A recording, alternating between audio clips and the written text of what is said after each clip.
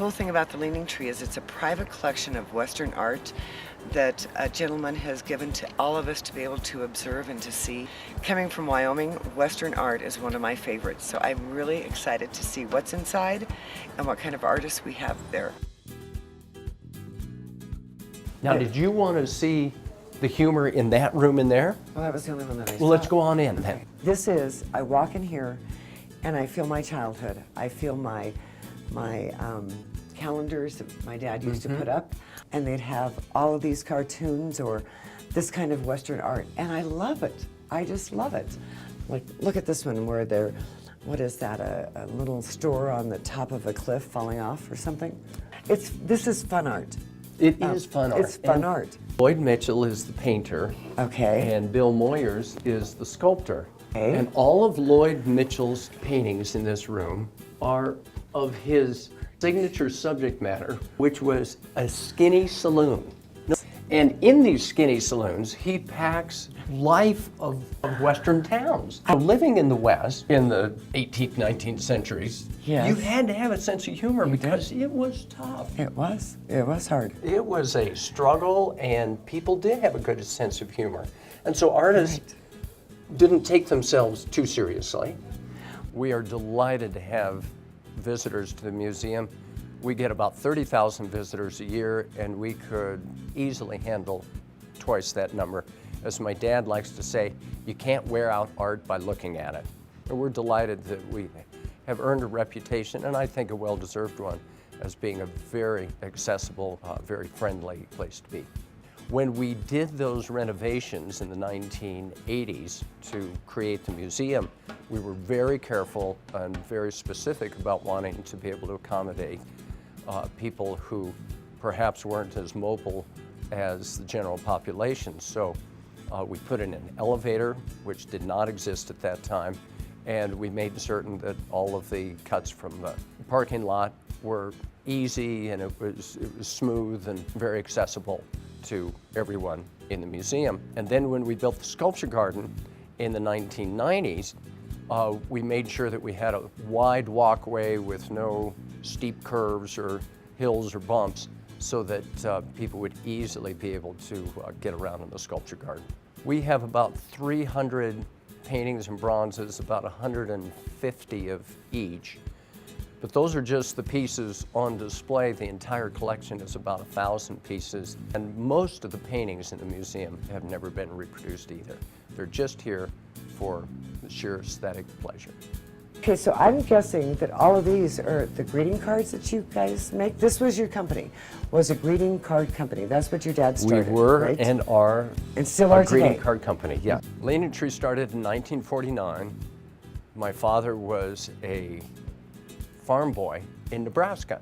Figured he was always born 100 years too late. He really wanted to be an American cowboy. In the beginning, Dad often acquired the original painting along with the reproduction rights to the painting.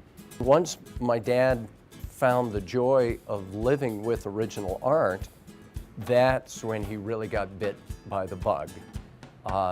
And shortly after that, as the business began to grow and accumulate some cash, he began buying paintings simply for the pleasure that the art gave him, not necessarily as value for creating or making greeting cards.